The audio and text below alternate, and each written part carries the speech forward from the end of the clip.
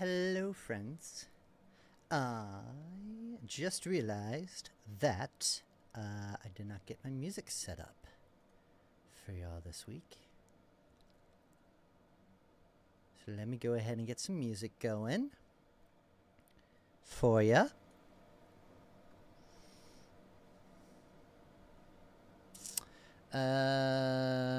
What kind of music do we want? Moods?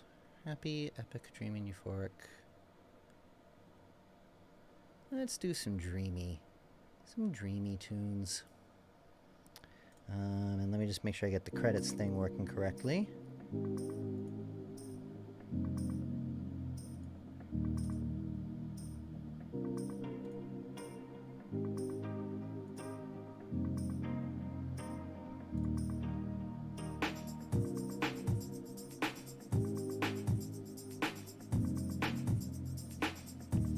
And there we go.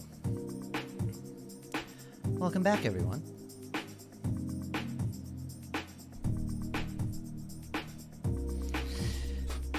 Yeah, okay, so, first off, let me do this, and then let me do this. There we go. And check. Yep, that should drop it. Cool.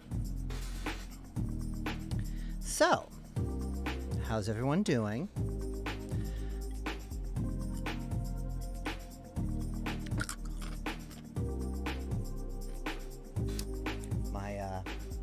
Dragon stopped blowing smoke over here. I don't know if you can see it. Maybe you can. Come on. There we go.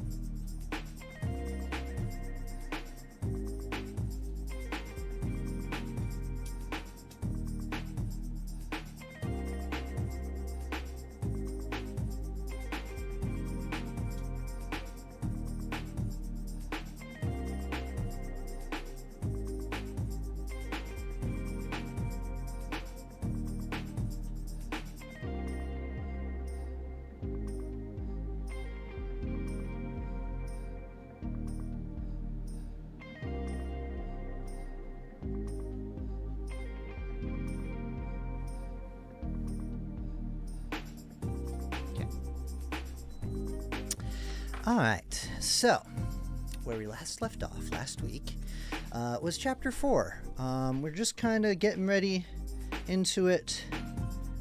What's his face, whose name I cannot pronounce, is basically describing all the things that he wants to do. Pierre Elnax. Amonax. I don't know. I'm going to use Holo's little trick, which is I'm just gonna type it in here and then y'all can figure out what I'm saying.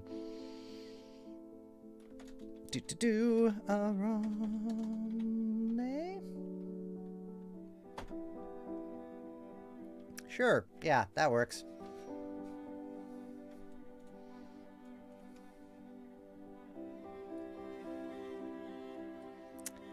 Let's see here.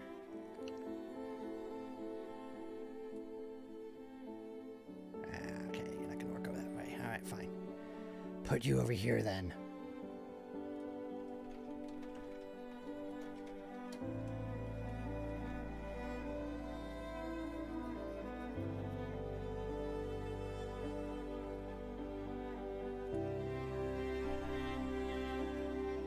Let me just see.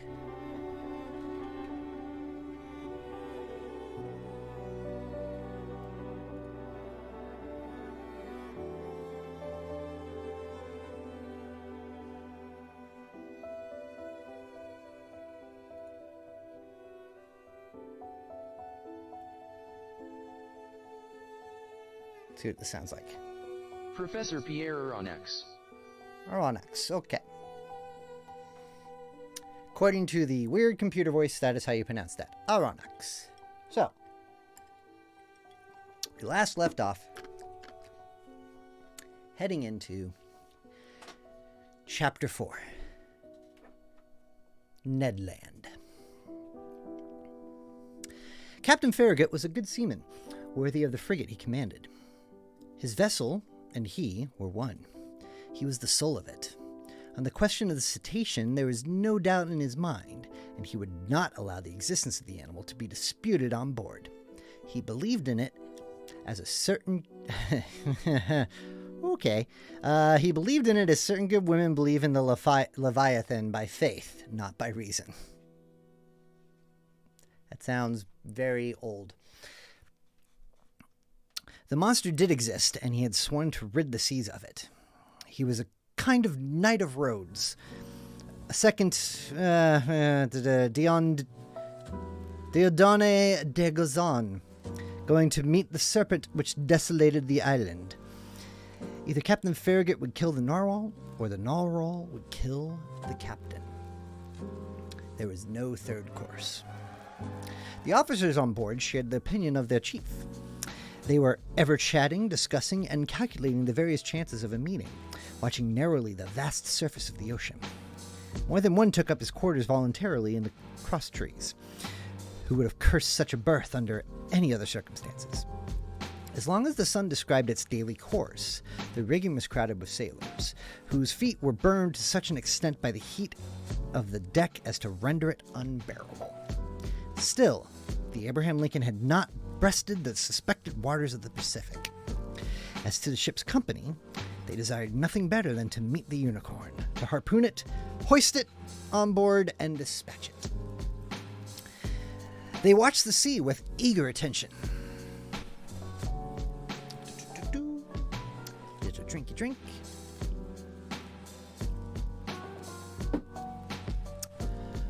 Besides, Captain Farragut had spoken of a certain sum of $2,000 set apart for whoever should first sight the monster, were he cabin boy, common seaman, or officer.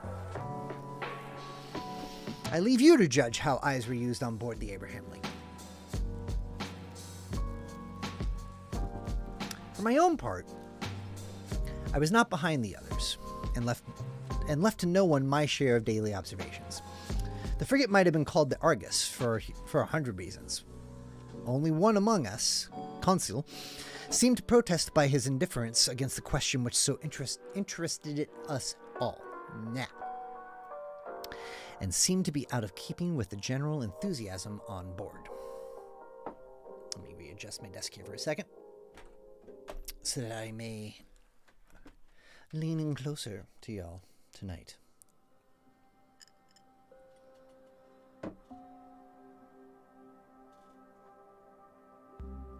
And you can kind of see the dragon breathing back there. Dragon breathing fire.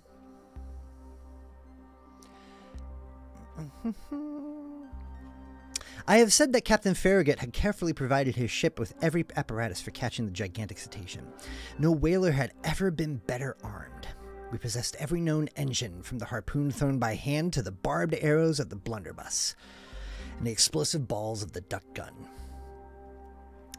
On the forecastle lay the perfection of a breech loading gun, very thick at the breech and very narrow in the bore, the model of which had been in the exhibition of 1867. This precious weapon of American origin could throw with ease a conical projectile of 9 pounds to a mean distance of 10 miles. Thus, the Abraham Lincoln wanted for no means of destruction, and, what was better still, she had on board Ned Land, the Prince of Harpooners. Ned Land was a Canadian, with an uncommon quickness of hand, and who knew no equal in his dangerous occupation. Skill, coolness, audacity, and cunning he possessed in a superior degree. And it must be a cunning whale or a singularly cute,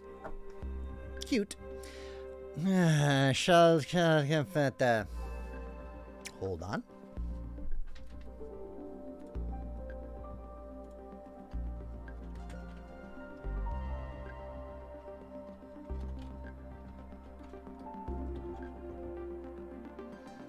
I'm gonna guess it's chocolate.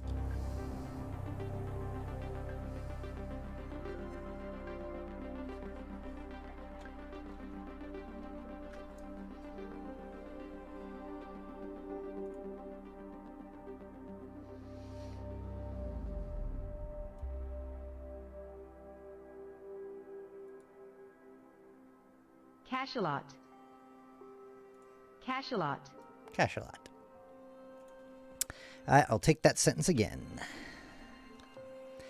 Skill, coolness, audacity, and cunning he possessed in a superior degree, and it must be a cunning whale or a singularly cute cachalot to escape the stroke of his harpoon. Ned Land was about 40 years of age. He was a tall man, more than 6 feet high, strongly built, grave and taciturn, occasionally violent, and very passionate when contradicted. His person attracted attention, but above all, the boldness of his look, which gave a singular expression. His person attracted attention, but above all, the boldness of his look, which gave a singular expression to his face.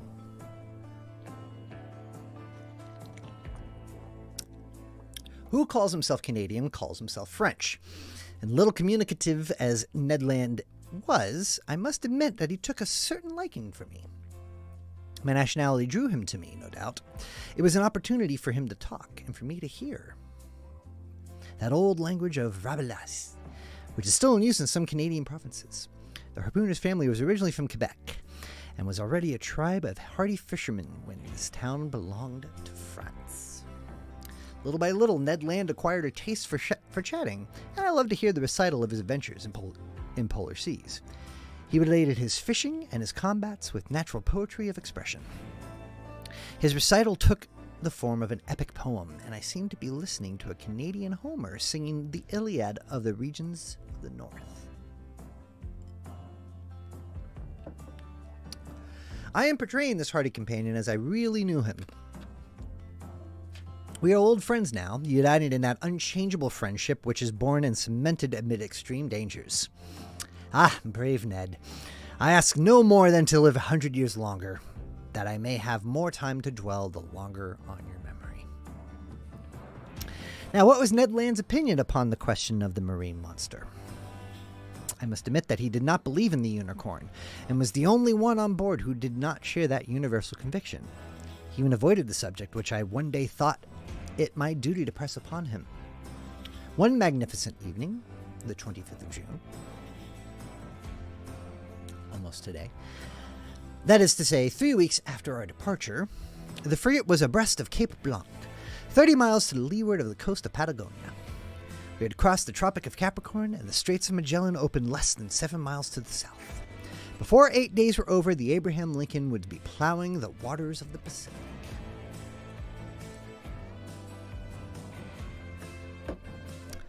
I am 12, seated on the poop. Ned Land and I were chatting of one thing and another, and as we looked at this mysterious sea, whose great depths had up to this time been inaccessible to the eye of man, I naturally led up the conversation to the giant unicorn and examined the various chances of success or failure of the expedition. But seeing that Ned Land let me speak without saying too much himself, I pressed him more closely.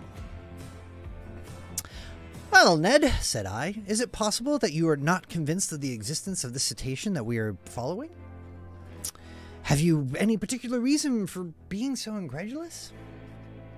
The harpooner looked at me fixedly for some moments before answering, struck his broad forehead with his hand, a habit of his, as if to collect himself, and said at last, "Perhaps I have, Mr. Aronnax.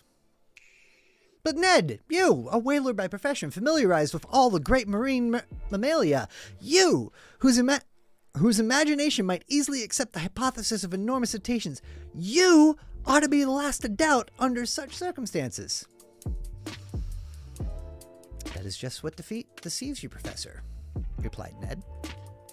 "That the vulgar should believe in extraordinary comets traversing space, and in the existence of antediluvian monsters in the heart of the globe, may well be, but neither astronomers nor geologists believe in such chimeras. As a whaler, I have followed many a cetacean, harpooned a great number, and killed several. But, however strong or well armed they may have been, neither their tails nor their weapons would have been able to scratch the iron plates of a steamer." "But, Ned, they tell of ships which the teeth of the narwhal have pierced through and through." "Wooden ships, that is possible," replied the Canadian. "But I have never seen it done, and until further proof, I deny that whales, cetaceans, or sea unicorns could ever produce the effect you describe.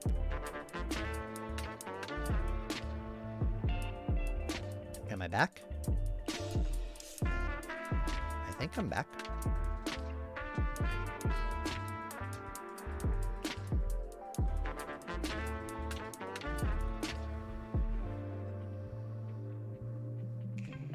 Well, that was weird. I don't know where I dropped. So we're just going to continue on with where we're at.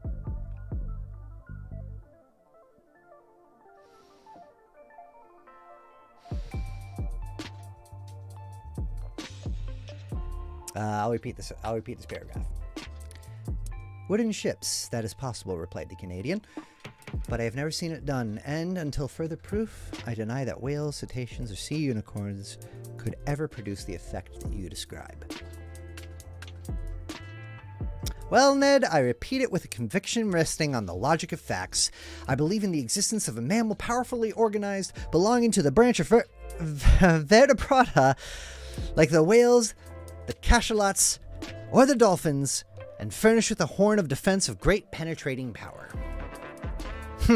Said the harpooner, shaking his head with the air of a man who would not be convinced. Notice one thing, my worthy Canadian, I resumed. If such an animal is in existence, if it inhabits the depths of the ocean, if it frequents the strata lying miles below the surface of the water, it must necessarily possess an organization the strength of which would defy all comparison. And why this powerful organization? Demanded Ned. Because it requires incalculable strength to keep oneself in these strata and resist their pressure. Listen to me. Let us admit that the pressure of the atmosphere is represented by the weight of a column of water 32 feet high. In reality, the column of water would be shorter, as we are speaking of seawater, the density of which is greater than that of fresh water. Very well, when you dive, Ned, as many times 32 feet of water as there are above you, so many times does your body bear a pressure equal to that of the atmosphere. That is to say, 15 pounds for every square inch of its surface. It follows then that at 320 feet, this pressure equals to that of 10 atmospheres. Of 100 atmospheres at 3,200 feet, and of 1,000 atmospheres at 32,000 feet. That is about 6 miles, which is equivalent to saying that if you could attain this depth in the ocean, each square 3/8 of an inch of the surface of your body would bear a pressure of 5,600 pounds. Ah, my brave Ned, do you know how many square inches you carry on the surface of your body? I have no idea, Mr. Aronnax. About 6,500, and as in reality, the atmospheric pressure is about 15 pounds to the square inch. Your 6,500 square inches bear at this moment a pressure of 97,500 pounds. Without my perceiving it? Without your perceiving it, and if you are not crushed by such a pressure, it is because the air penetrates the interior of your body with equal pressure. Hence, perfect equilibrium between the interior and exterior pressure, which thus neutralize each other, and which allows you to bear it without inconvenience. But in the water, it's another thing. Yes, I understand, replied Ned, becoming more attentive, because the water surrounds me but does not penetrate.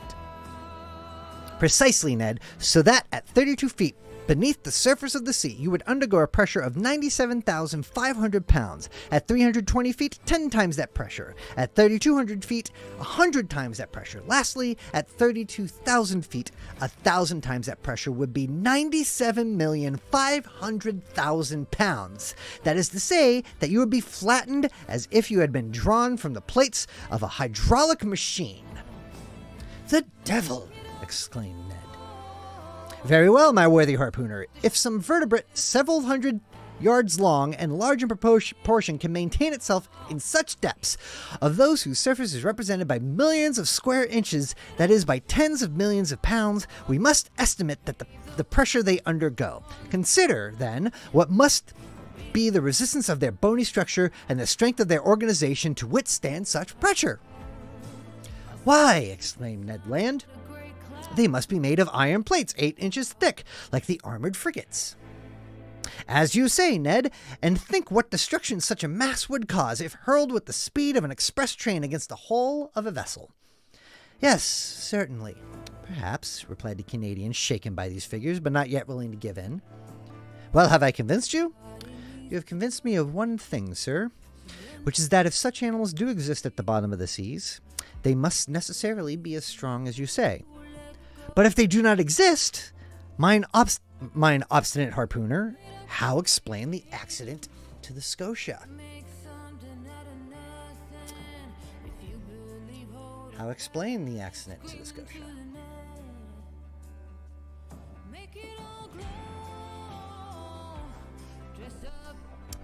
Chapter 5. At a Venture. The voyage of the Abraham Lincoln was for a long time marked by no special incident. But one circumstance happened which showed the wonderful dexterity of Ned Land and proved what confidence we might place in him. The 30th of June, the frigate spoke some American whalers, from whom we learned that they knew nothing about the narwhal. But one of them, the captain of the Monroe, knowing that Ned Land had shipped on board the Abraham Lincoln, begged for his help in chasing a whale they had in sight. Commander Farragut, desirous of seeing Ned Land at work, gave him permission to go on board the Monroe. And fate served our Canadian so well that, instead of one whale, he harpooned two with a double blow, striking one straight to the heart and catching the other after some minutes' pursuit. Decidedly, if the monster ever had to do with Ned Land's harpoon, I would not bet in its favor. The frigate skirted the southeast coast of America with great rapidity. The 3rd of July, we were at the opening of the Straits of Magellan, level with Cape Vierges. But Commander Farragut would not take a tortuous passage, but doubled Cape Horn. The ship's crew agreed with him, and certainly it was possible that they might meet the narwhal in this narrow pass. Many of the sailors affirmed that the monster could not pass there, that he was too big for that. The 6th of July, about 3 o'clock in the afternoon, the Abraham Lincoln, at 15 miles to the south, doubled the solitary island, this last rock at the extremity of the American continent, to which some Dutch sailors gave the name of their native town, Cape Horn. The course was taken toward the northwest, and the next day the screw of the frigate was at last beating the waters of the Pacific. "Keep your eyes open," called out the sailors. They were opened widely. Both eyes and glasses, a little dazzled, it is true, by the prospect of $2,000, had not an instant's repose. Day and night they watched the surface of the ocean, and even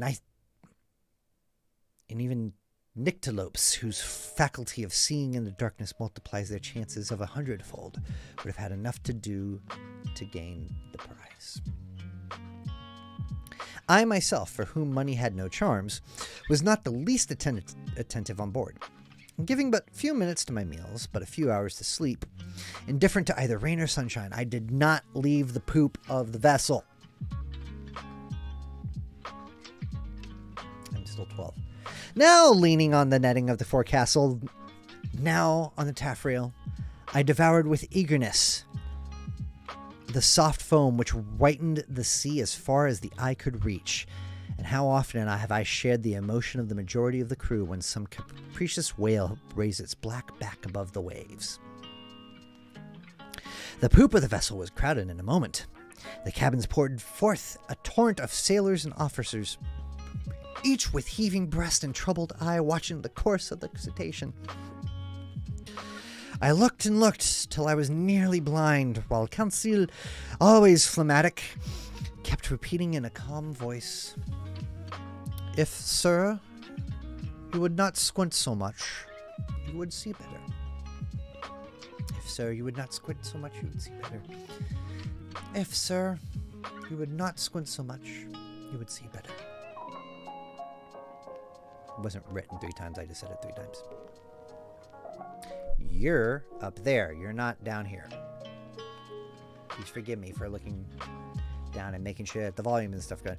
If you are out there and you are listening and you're near the chat, please let me know if all the levels are good, if everything is fine. I feel like maybe the music's getting cut off a little too much. But please let me know. I cannot monitor it myself.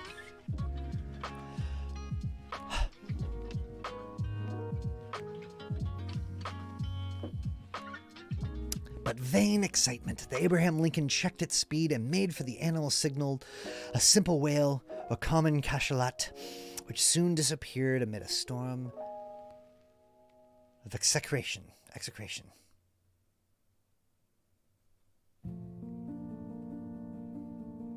But the weather was good.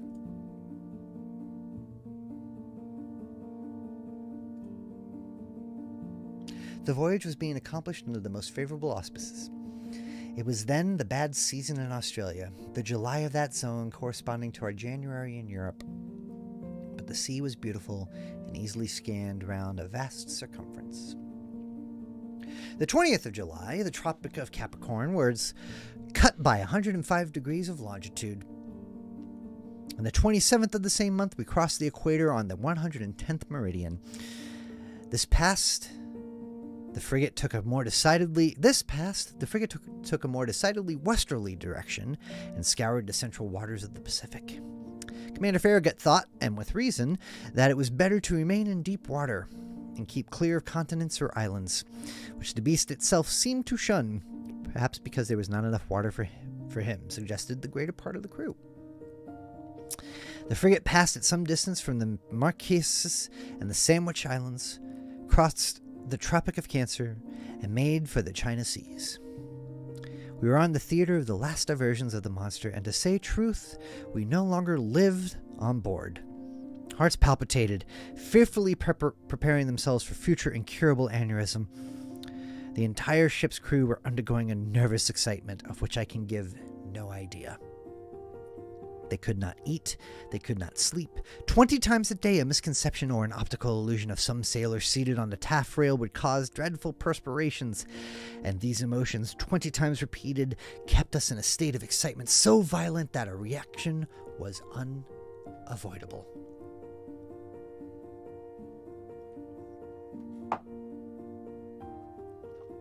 And truly, reaction soon showed itself.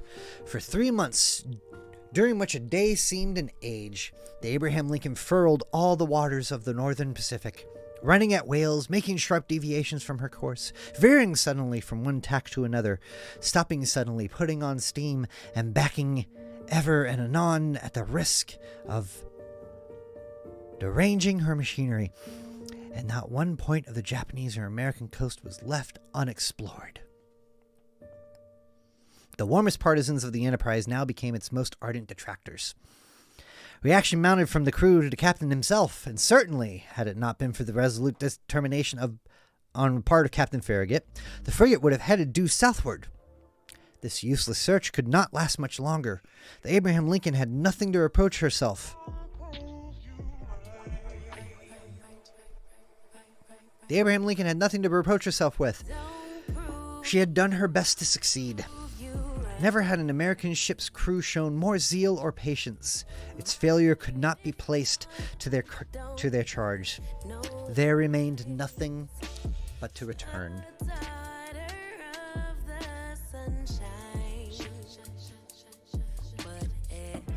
This was represented to the commander.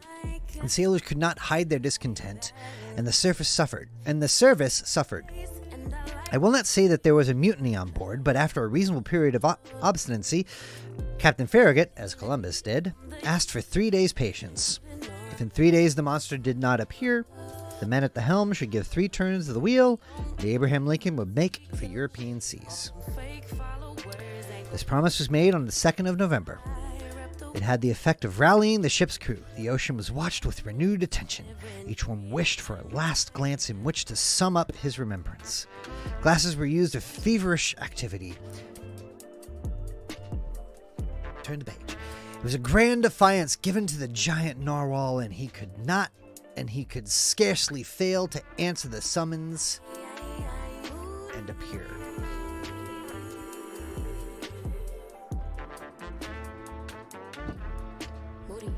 Two days passed. The steam was at half pressure. 1,000 schemes were tried to attract attention, and stimulate the apathy of the animal in case it should be met in those parts. Large quantities of bacon were trailed in the wake of the ship, to the great satisfaction, I must say, of the sharks. Small craft radiated in all directions round the Abraham Lincoln as she lay to and did not leave a spot of the sea unexplored. But the night of the 4th of November arrived without the unveiling of the submarine mystery. The next day, the 5th of November, at 12, the delay would, morally speaking, expire. After that time, Commander Farragut, faithful to his promise, was to turn the course to the southeast and abandon forever the northern regions of the Pacific. The frigate was then in 31 degrees 15 minutes north latitude and 136 degrees 42 minutes east longitude. The coast of Japan still remained less than 200 miles to leeward. Night was approaching. They had just struck 8 bells. Large clouds veiled the face of the moon, then in its first quarter. The sea undulated peaceably under the stern of the vessel. At that moment, I was leaning forward on the starboard netting. Consul, standing near me, was looking straight before him. The crew, perched on the ratlines, examined the horizon, which contradicted and darkened by degrees. Officers with their night glasses scoured the growing darkness. Sometimes the ocean sparkled under the rays of the moon, which darted between 2 clouds. Then all trace of light was lost in the darkness. And looking at Consul, I could see he was undergoing a little of the general influence. At least I thought so. Perhaps for the first time, his nerves vibrated to a sentiment of curiosity. "Come, Consul," said I. "This is the last chance of pocketing the $2,000. May I be permitted to say, sir," replied Consul, "that I never reckoned on getting the prize, and had the government of the Union offered $100,000, it would have been none the poorer." "You're all right, Consul. It is a foolish affair, after all, and one upon which we entered too lightly. What time lost, what useless emotions! We should have been back in France 6 months ago." "In your little room, sir," replied Consul, "and in your museum, sir, I should have already classed all of your fossils, sir. And the Barbarossa would have been installed in its cage in the Jardin des Plantes, and have drawn all the curious people of the capital. As you say, Consul, I fancy we shall run a fair chance of being laughed at for our pains." "That's tolerably certain," replied Consul quietly. "I think they will make fun of you, sir, and must I say it?" "Go on, my good friend." "Well, sir, you will only get your deserts." "Indeed." "When one has the honor of being a savant, as you are, sir, one should not expose oneself to—" Consul had not time to finish his compliment. In the midst of a general silence, a voice had just been heard. It was the voice of Ned Land shouting, "Look out there, the very thing we are looking for, on our weather beam." And with that, we end for the week. No, I'm just kidding. Just taking a little water break.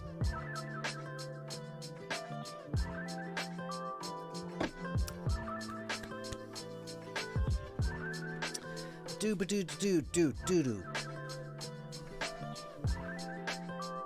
I like this. So this is a dreamy playlist on epidemicsound.com. If you look up this direction. Yeah. That way, thumb works the correct way. You can see the name of the song, and the people are up there.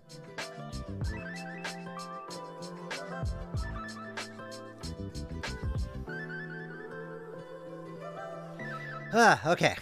Chapter 6. At full steam. At this cry, the whole ship's crew hurried towards the harpooner. Commander, officers, masters, sailors, cabin boys, even the engineers left their engines, and the stokers their furnaces. The order to stop her had been given, and the frigate now simply went on by her own momentum. The darkness was then profound, and however good the Canadian's eyes were, I asked myself how he had managed to see and what he had been able to see. My heart beat as if it would break, but Ned Land was not mistaken, and we all perceived the object he pointed to. At 2 cables' lengths from the Abraham Lincoln on the starboard quarter, the sea seemed to be illuminated all over. It was not a mere phosphoric phenomenon. The monster emerged some fathoms from the water, and then threw out that very intense but inexplicable light mentioned in the report of several captains. This magnificent irradiation must have been produced by an agent of great shining power. The luminous part traced on the sea an immense oval, much elongated, the center of which condensed a burning heat, whose overpowering brilliancy died out by successful gradations, same word. It is only an agglomeration of phosphoric particles, cried one of the officers. No, sir, certainly not, I replied. Never did phosphorades or salpif produce such a powerful light. That brightness is of an essentially electrical nature. Besides, see, it moves. It's moving forward, backward. It is darting towards us. A general cry arose from the frigate. Silence, said the captain. Up with the helm, reverse the engines. The steam was shut off, and the Abraham Lincoln, beating to port, described a semicircle. Right the helm, go ahead, cried the captain. These orders were executed, and the frigate moved rapidly from the burning light. I was mistaken. She tried to sheer off, but the supernatural animal approached with a velocity double her own. We gasped for breath. Stupefaction more than fear made us dumb and motionless. The animal gained on us, sporting with the waves. It made the round of the frigate, which was then making 14 knots, and enveloped it with its electric rings like luminous dust. Then it moved away 2 or 3 miles, leaving a phosphorescent track like those volumes of steam that the express trains leave behind. All at once, from the dark line of the horizon, whither it retired to gain its momentum, the monster rushed suddenly toward the Abraham Lincoln with alarming rapidity. It stopped suddenly about 20 feet from the hull and died out, not diving under the water, for its brilliancy did not abate, but suddenly, and as if the source of this brilliant emanation was exhausted. Then it reappeared on the other side of the vessel, as if it had turned and slid under the hull. Any moment a collision might have occurred which would have been fatal to us. However, I was astonished at the maneuvers of the frigate. She fled, did not attack.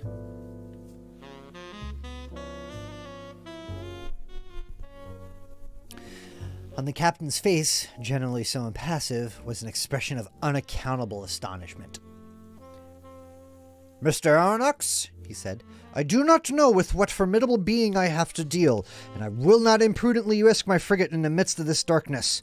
Besides, how attack this unknown thing? How defend oneself from it? Wait for daylight, and the scene will change. You have no further doubt, Captain, of the nature of the animal? No, sir, it is evidently a gigantic narwhal and an electric one. Perhaps, added I, one can only approach it with a gymnotus or a torpedo. Undoubtedly, replied the captain. If it possesses such dreadful power, it is the most terrible animal that ever was created. That is why, sir, I must be on my guard. The crew were on their feet all night. No one thought of sleep. The Abraham Lincoln, not being able to struggle with such velocity, had moderated its pace and sailed at half speed. For its part, the narwhal, imitating the frigate, let the waves rocket at will and seemed decided not to leave the scene of the struggle. Toward midnight, however, it disappeared, or, to use a more appropriate term, it died out like a large glowworm. Had it fled? One could only fear, not hope it. But at 7 minutes to 1 o'clock in the morning, a deafening whistling was heard, like that pronounced by a body of water rushing with great violence. The captain, Ned Land, and I were then on poop. Still 12. The captain, Ned Land, and I were then on the poop, eagerly peering through the profound darkness. Ned Land, asked the commander, you have often heard the roaring of whales? Often, sir. But never such whales, the sight of which brought me in $2,000. If I can only approach within 4 harpoon lengths of it. But to approach it, said the commander, I ought to put a whaler at your disposal. Certainly, sir. That will be trifling with the lives of my men. And mine too, simply said the harpooner. Toward 2 o'clock in the morning, the burning light reappeared, not less intense, not about 5 miles to the windward of the Abraham Lincoln. Notwithstanding the distance and the noise of the wind and sea, one heard distinctly the loud strokes of the animal's tail. And even in its panting breath, it seemed that at the moment that the enormous narwhal had come to take breath at the surface of the water, the air was engulfed in its lungs, like the steam in the vast cylinders of a machine of 2,000 horsepower.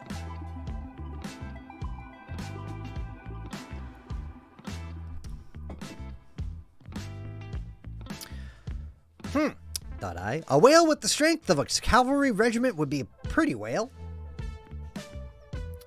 We were on the qui-vive all till daylight and prepared for the combat. The fishing implements were laid along the hammock nettings. The second lieutenant loaded the blunderbusses, which could throw harpoons to a distance of a mile, and long duck guns with explosive bullets, which inflicted mortal wounds even to the most terrible animals. Ned Land contented himself with sharpening his harpoon, a terrible weapon in his hands. At 6 o'clock, day began to break, and with the first glimmer of light, the electric light of the narwhal disappeared. At 7 o'clock, the day was sufficiently advanced, but a very thick sea fog obscured our view, and the best spyglasses could not perceive it. That caused disappointment and anger. I climbed the mizzenmast. Some officers were already perched on the mastheads. At 8 o'clock, the fog lay heavily on the waves, and its thick scrolls rose little by little. The horizon grew wider and clearer at the same time. Suddenly, just as on the day before, Ned Land's voice was heard.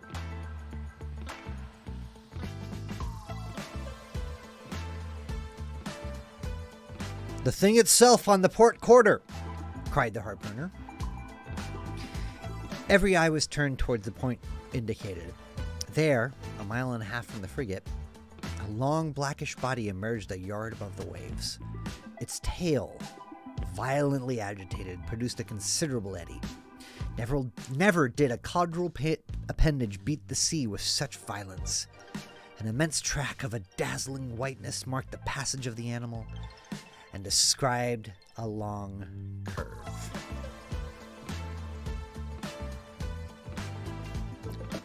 The frigate approached the station. I examined it thoroughly.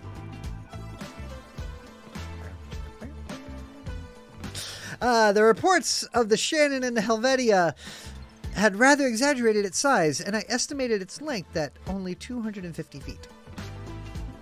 As to its dimensions, I could only conjecture them to be admirably proportioned. While I watched this phenomenon, 2 jets of steam and water were ejected from its vents and rose to the height of 120 feet. Thus, I ascertained its way of breathing. I concluded definitely that it belonged to the vertebrate branch, class Mammalia. The crew waited impatiently for their chief's orders. The latter, after having observed the animal attentively, called the engineer. The engineer ran to him. "Sir," said the commander, "you have steam up?" "Yes, sir," said the engineer. "Well, make up your fires and put on all steam." 3 hurrahs greeted this order. The time for the struggle had arrived. Some moments after, the 2 funnels of the frigate vomited torrents of black smoke, and the bridge quaked under the trembling of the boilers. The Abraham Lincoln, propelled by her powerful screw, went straight at the animal. The latter allowed it to come within a half cable's length. Then, as if Deigning to dive, it took a little turn and stopped a short distance off. This pursuit lasted nearly 3/4 of an hour, without the frigate gaining 2 yards on the cetacean. It was quite evident that at that rate we would never come up with it.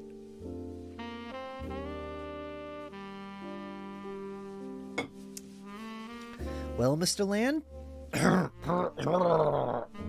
Well, Mr. Land? Asked the captain. Do you advise me to put the boats out to sea? No, sir, replied Ned Land, because we shall not take that beast easily. What shall we do then? Put on more steam if you can, sir. With your leave, I mean to post myself under the bowsprit. Yeah. With your leave, I mean to post myself under the bowsprit. And if we get within harpooning distance, I shall throw my harpoon. Go, Ned, said the captain. Engineer, put on more pressure. Ned Land went to his post. The fires were increased, the screw revolved 43 times a minute, and the steam poured out of the valves.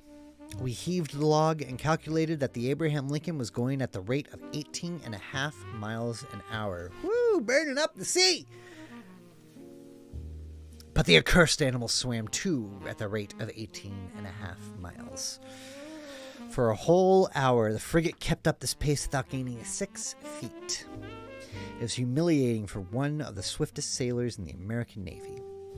A stubborn anger seized the crew. The sailors abused the monster who, as before, disdained to answer them. The captain no longer contented himself with twisting his beard. He gnawed it. The engineer was again called. You've turned full steam on. Yes, sir, replied the engineer. The speed of the Abraham Lincoln increased. Its masts trembled down to their stepping holes, and the clouds of smoke could hardly find a way out of the narrow funnels. They heaved the log a second time. Well? Asked the captain of the man at the wheel. 19 miles and 3/10, sir. Clap on more steam! The engineer obeyed. The manometer showed 10 degrees, but the cetacean grew warm itself, no doubt, for without straining itself, it made 19 miles and 3/10. What a pursuit! Now, I cannot describe the emotion that vibrated through me. Ned Land kept his post, harpoon in hand. Several times the animal let us gain upon it. We shall catch it! We shall... Several times the animal let us gain upon it. We shall catch it! We shall catch it! Cried the Canadian. But just as he was going to strike, the cetacean stole away with a rapidity that could not be estimated at less than 30 miles an hour. And even during our maximum of speed, it bullied the frigate, going round and round it. A cry of fury broke from everyone. At noon, we were no further advanced than at 8 o'clock in the morning. The captain then decided to take more direct means. Ah, said he, that animal goes quicker than the Abraham Lincoln. Very well. We will see whether it will escape these conical bullets.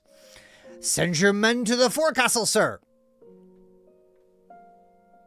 The forecastle gun was immediately loaded and slewed round, but the shot passed some feet above the cetacean, which was a half-mile off.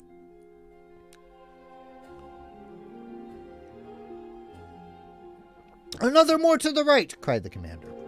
And $5 to whoever will hit that infernal beast. An old gunner with a gray beard that I can see now, with steady eye and grave face, went up to the gun and took a long aim. A loud report was heard, with which were mingled the cheers of the crew. The bullet did its work. It hit the animal, but not fatally, and, sliding off the rounded surface, was lost in 2 miles' depth of sea. The chase began again, and the captain, leaning toward me, said, I will pursue that beast till my frigate bursts up. I am so sorry. Yes, answered I, and you will be quite right to do it. I wish the beast would exhaust itself. and not be insensible to fatigue, like a steam engine. But it was of no use. Hours passed without it showing any signs of exhaustion. However, it must be said in praise of the Abraham Lincoln that she struggled on indefatigably. I cannot reckon the distance she made under 300 miles during this unlucky day, November the 6th, but night came on and overshadowed the rough ocean. Now I thought our expedition was at an end, and that we should never again see the extraordinary animal. I was mistaken. At 10 minutes to 11 in the evening, the electric light reappeared 3 miles to windward of the frigate, as pure, as intense as during the preceding night. The narwhal seemed motionless. Perhaps, tired with its day's work, it slept, letting itself float with the undulation of the waves. Now was a chance of which the captain resolved to take advantage. He gave his orders. The Abraham Lincoln kept up half steam and advanced cautiously so as not to awake its adversary. It is no rare thing to meet in the middle of the ocean whales so sound asleep that they can be successfully attacked, and Ned Land had harpooned more than one during its sleep. The Canadian went to take his place again under the bowsprit. The frigate approached noiselessly, stopped at 2 cables' length from the animal, and following its track. No one breathed. A deep silence reigned on the bridge. We were not 100 feet from the burning focus, the light of which increased and dazzled our eyes.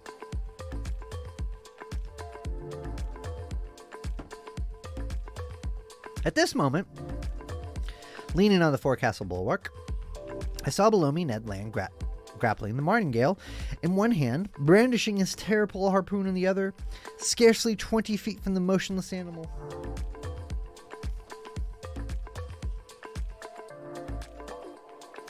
Suddenly his arm straightened, and the harpoon was thrown. I heard the sonorous stroke of the weapon, which seemed to have struck a hard body. The electric light went out suddenly, and 2 enormous waterspouts broke over the bridge of the frigate, rushing like a torrent from stem to stern, overthrowing men and breaking the lashing of the spars. A fearful shock followed, and, thrown over the rail without having time to stop myself, I fell into the sea. It appears my dragon has stopped blowing smoke. So for the effect, I'm turning my fan back on. Because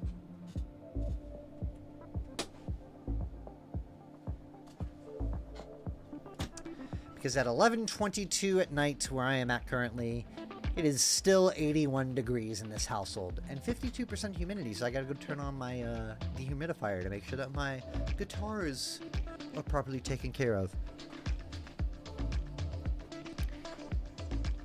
And yes, this is dramatic. This is a pause for dramatic effect. What shall happen to Professor Aranax? Aranax, whatever that name is. Boop. Alright, turn you off. How are we doing here? Yeah, okay, cool. Boop. And you know what? I'm liking this. I think no, because I need to get the singing right tonight. I need to put singing in, so we'll probably do one more chapter, and then we will end the bedtime story for the night, and then we'll go back to singing for the final hour or so. That way I have some stuff for recording next week. But while I'm on vacation next week, I will try to stream more, and we'll do story time maybe every night. Who knows? We'll see what happens. Stay tuned to my Twitter, twitter.com/Johnny. Johnny Nero. Blah, blah, blah.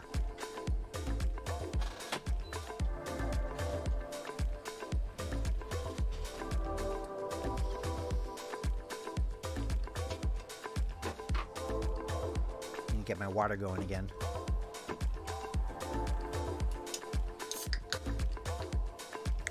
How is everyone doing out there? How's this working? Seeming exciting to me. I've never read this book before. I've only seen the Disney movie. So this is really interesting to me.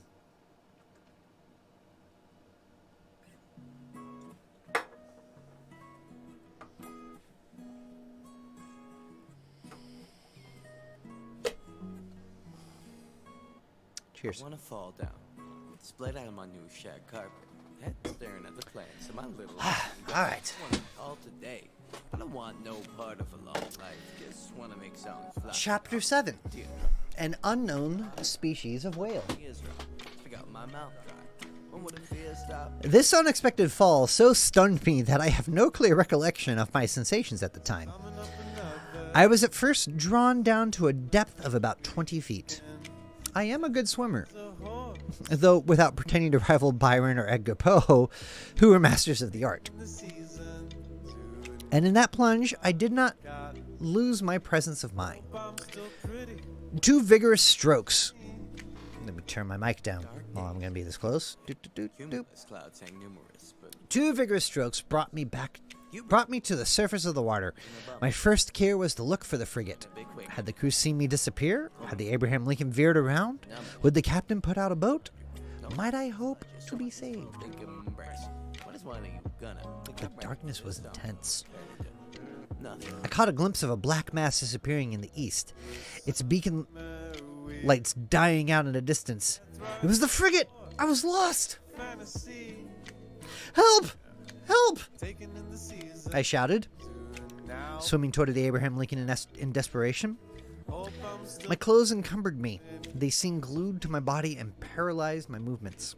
Life like a shrub. I was sinking. I was suffocating. You ask. Help! Ask it, don't check. This was my last cry, my mouth filled with water. I struggled against being drawn down the abyss. Suddenly, my clothes were seized by a strong hand, and I felt myself quickly drawn up to the surface of the sea. And I heard, yes, I heard these words pronounced in my ear. Come. Summon up another summer weekend. Death rides okay. aboard fantasy. Yeah, there's some, Taking in the seasons. Now I've got them. Hope I'm still pretty when I'm going to do some editing for the 2020s. If Mr. Would be so good as to lean on my shoulder, Mr. Would swim with much greater ease. I seized with one hand my faithful consul's arms. Is it you? Said I. You? Myself, said the consul. And waiting master's orders. Damn it. And waiting mister's orders. That shock threw you as well as me into the sea? No, but being in my mister's service, I followed him. The worthy fellow thought that was but natural. And the frigate? I asked. The frigate? Replied Consul, turning on his back. I think that Mister had better not count too much on her. You think so? I say that at the time I threw myself into the sea. I heard the men at the wheel say, the screw and the rudder are broken. Broken? Yes, broken. By the monster's teeth. It is the only injury the Abraham Lincoln has sustained. But it is a bad outlook for us. She no longer answers her helm. Then we are lost. Perhaps so, calmly answered Consul. However, we still have several hours before us, and one can do a good deal in some hours. Consul's imperturbable coolness set me up again. I swam more vigorously, but, cramped by my clothes, which stuck to me like a leaden weight, I felt great difficulty in bearing up. Consul saw this. Will Mister let me make a slit? Said he, and slipping an open knife under my clothes, he ripped them up from top to bottom very rapidly. Then he cleverly slipped them off me while I slammed for both of us. Wow! So, yeah. This is cool. You go, Jules Verne. Then I did the same for Consul, and we continued to swim near each other. Alright, so we got 2 naked men in the ocean. For no other reason than slipping off the clothes apparently helps them swim better. Go, Jules Verne.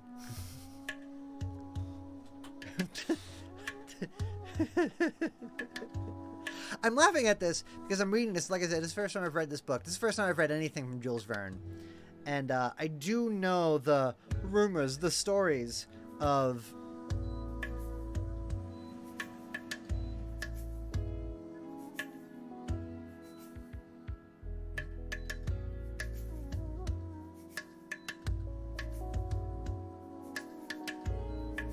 that's what I'm looking for. The rumors, the stories of his potential homosexuality. But I'm reading this, and I'm like, these are rumors? So far in 7 chapters of this book, seems pretty damn clear, and more power to them. Or them, I don't know. Then I did the same for council, and we continued to swim near to each other. Nevertheless, our situation was no less terrible. Perhaps our disappearance had not been noticed. And if it had been, the frigate could not tack, being without its helm. Council argued on this supposition and laid his plans accordingly. The phlegmatic boy was perfectly self-possessed. We then decided that, as our only chance of safety was being picked up by the Abraham Lincoln's boats, we ought to manage so as to wait for them as long as possible. I resolved then to husband our strength, so that both should not be exhausted at the same time, and this is how we managed. While one of us lay on his back, quite still, with arms crossed and legs stretched out, the other would swim and push the other on in front. This towing business did not last more than 10 minutes each, and relieving each other thus, we could swim on for some hours, perhaps till daybreak. Poor chance, but hope is so firmly rooted in the heart of man. Moreover, there were 2 of us. Indeed, I declare, though it may seem improbable, if I sought to destroy all hope, if I wished to despair, I could not.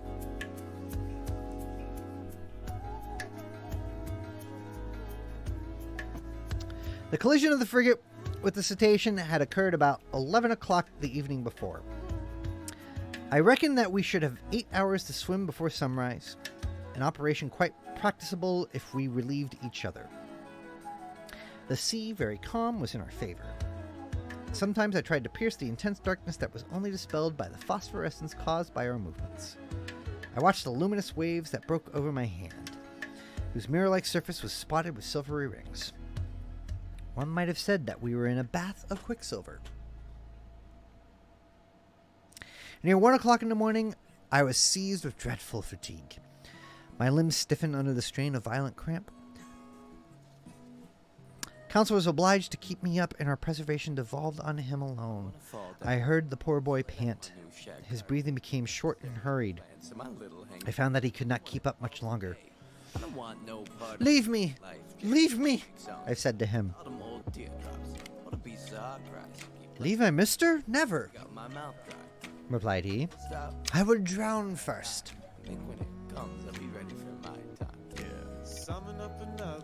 Just then the moon appeared through the fringes of a thick cloud that the wind was driving to the east. The surface of the sea glittered with its rays. This kindly light reanimated us. My head got better again. I looked at all the points of the horizon. I saw the frigate. She was 5 miles from us, and looked like a dark mass, hardly discernible, but no boats. I would have cried out, but what good would it have been such distance? My swollen lips could utter no sounds. Counsel could articulate some words, and I heard him repeat at intervals, "Help! Help!" Our movements were suspended for an instant. We listened. It might be only a singing in the ear, but it seemed to me as if a cry answered the cry from Counsel. "Did you hear?" I murmured. "Yes, sir." And Counsel gave one more despairing call. God damn it, fan. This is a very old book, and the pages are getting ripped out Life like a Schrodinger's cat. by my fan, because it's currently Like when you're wearing a mask, and if you're wearing a mask when you start wearing your face, because you hit it in place. 81 degrees in this room. Start of another. That shit a broken cliche, but I learned it from my mother. Guess she broken as me. But Council made a last. Council gave almost. This time, and Council made one more despairing call. This time was no mistake. A human voice responded to ours. Was it the voice of another unfortunate creature abandoned in the middle of the ocean? Some other victim of the shock sustained by the vessel? Or rather, was it a boat from the frigate that was hailing us in the darkness? Council made a last effort, and leaning on my shoulder while I struck out in despairing effort, he raised himself half out of the water, then fell back exhausted. What did you see? I saw, murmured he. I saw, but do not talk. Reserve all your strength. What had he seen? Then, I know not why, the thought of the monster came into my head for the first time. But that voice. The time has passed for Jonas to take refuge in whales' bellies. However, Council was towing me again. He raised his head sometimes, looked before us, and uttered a cry of recognition which was responded to by a voice that came nearer and nearer. I scarcely heard it. My strength was exhausted, my fingers stiff, mouth convulsingly opening, filled with salt water. Cold crept over me. I raised my head for the last time. Then I sank. At this moment, a hard body struck me. I clung to it. Then I felt that I was being drawn up, that I was brought to the surface of the water, that my chest collapsed. I fainted. It is certain that I soon came to, thanks to the vigorous rubbings that I received. I half opened my eyes. Council? I murmured. Does Mr. call me? Asked Council. Or Counciel, I guess. Just then, by the waning light of the moon, which was sinking down the horizon, I saw a face which was not Council's, but which I immediately recognized. Ned! I cried. The same, sir, who is seeking his prize, replied the Canadian. Were you thrown into the sea by the shock of the frigate? Yes, Professor, but more fortunate than you, I was able to find a footing almost directly upon a floating island. An island? Or, more correctly speaking, on our gigantic narwhal. Explain yourself, Ned! Only I soon found out why my harpoon had not entered its skin and was blunted. Come first. Why, Ned? Why? Sweets like this Because, Professor, don't work. that beast Love hurts. is made of sheet iron. Slumber. Hard to bring your eyesight to see that your need should come first. Yeah, you is a pretty thing. Don't let somebody be. You're a homie. Bum, bum, bum. Wish I had that queued up. Putty strings. The Canadian's last word pronounced a sudden revolution in my brain. I wriggled myself quickly to the top of the being or object, half out of the water, which served us for a refuge. I kicked it. It was evidently a hard, impenetrable body, and not the soft substance that forms the bodies of the great marine mammalia. But this hard body might be a bony carapace, like that of the antediluvian animals. And I should be free to class this monsters among amphibious reptiles, such as tortoises or alligators. Well, no. The blackish back that supported me was smooth, polished, without scales. The blow produced a metallic sound, and incredible though it may be, it seemed, I might say, as if it was made of riveted plates. There was no doubt about it. This monster, this natural phenomenon that had puzzled the learned world and overthrown and misled the imagination of seamen of both hemispheres, was, it must be owned, a still more astonishing phenomenon. Inasmuch as it was a simply human construction. We had no time to lose, however. We were lying upon the back of a sort of submarine boat, which appeared, as far as I could judge, like a huge fish of steel. Ned Land's mind was made up on this point. Conseil and I could only agree with him. Just then a bubbling began at the back of this strange thing, which was evidently propelled by a screw. And it began to move. We had only just time to seize hold of the upper part, which rose about 7 feet out of the water. And happily, its speed was not great. As long as it sails horizontally, muttered Ned Land, I do not mind. But if it takes a fancy to dive, I would not give 2 straws for my life. The Canadian said still less. It became really necessary to communicate with the beings, whatever they were, shut up inside the machine. I searched all over the outside for an aperture, a panel, or a manhole, to use a technical expression. But the lines of the iron rivets solidly driven into the joints of the iron plates were clear and uniform. Besides, the moon disappeared then and left us in total darkness. At last this long night passed. My indistinct remembrance prevents me describing all the impressions it made. I can only recall one circumstance. During some lulls of the wind and sea, I fancied I heard several times vague sounds, a sort of fugitive harmony produced by distant words of command. What was then the mystery of this submarine craft of which the whole world vainly sought an explanation?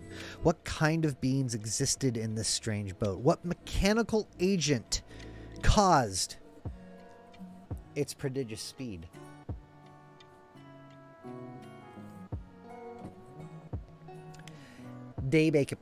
Yeah. It takes 2.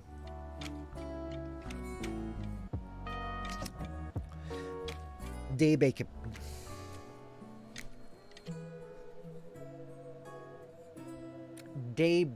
appeared. The morning mists surrounded us, but they soon cleared off. Yeah, words, Big Papa Evanston. Daybreak appeared. The morning mists surrounded us, but they soon cleared off. I was about to examine the hull, which formed on deck a kind of horizontal platform, when I felt it gradually sinking. By the way, hi, how you doing?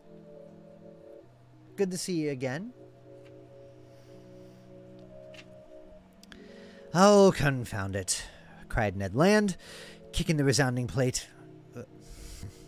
Open, you inhospitable rascals! Happily, the sinking movement ceased. Suddenly, a noise like ironworks violently pushed aside. Okay, we're getting late into the night, folks. Okay, happily, the sinking movement subsided. Sinking movement ceased.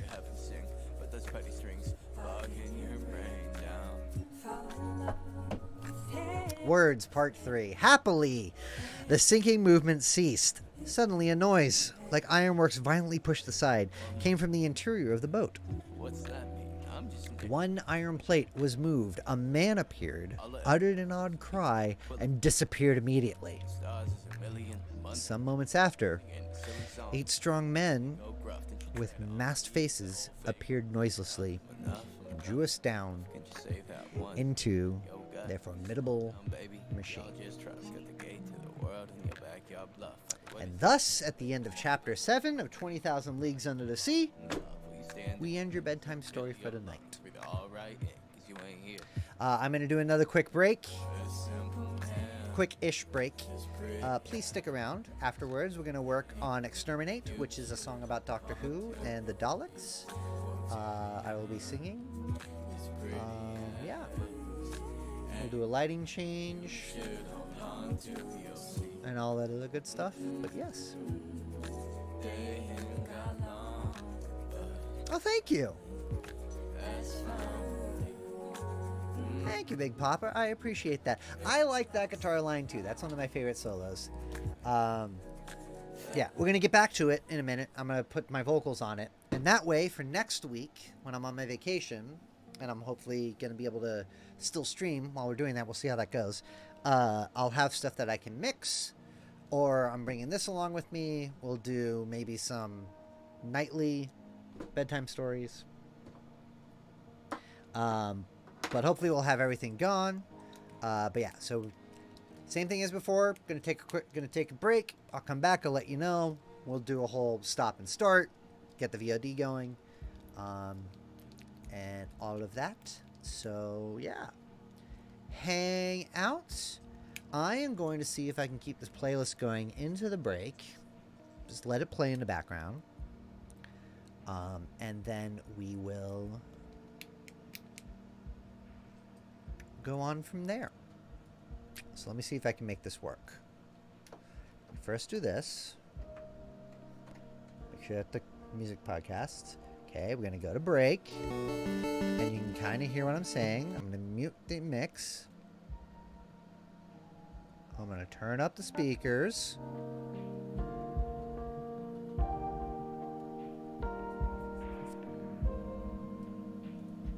And then I'm going to paste that in.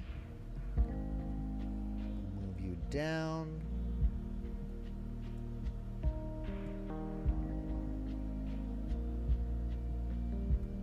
Okay. So yeah, we shall be back in a little bit. Those of you who are going to sleep, have a good night.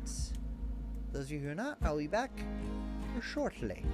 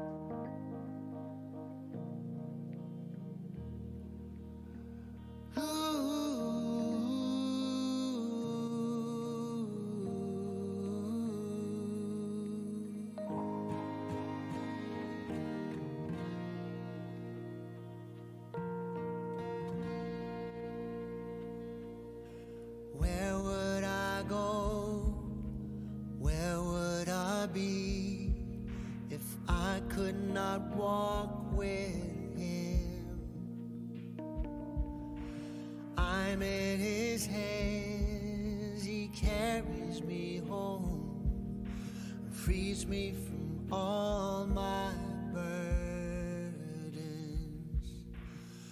I have no fear, there ain't no doubt. He's by my side, he shines his light upon me. And when I'm weak, he's always strong. His love for me will lead me home, lead me home to the Father's house. I'm in the Father's house. I say a prayer and he takes me there,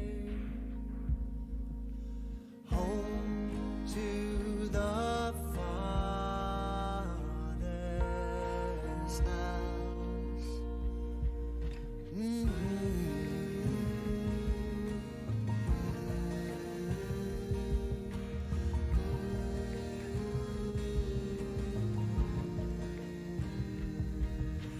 Here it is housed, there is a light, it is shining for you and me. Just open your heart, open your eyes, he will show you his might and glory. And though I slip, I never fall, he lifts me up and turns his face towards me. And in his eyes I see his love, I take his hand, he leads me home, lead me home to the Father's house. I'm in the Father's house. I say a prayer and he takes me there, home to the Father's house. Come and see what I have seen.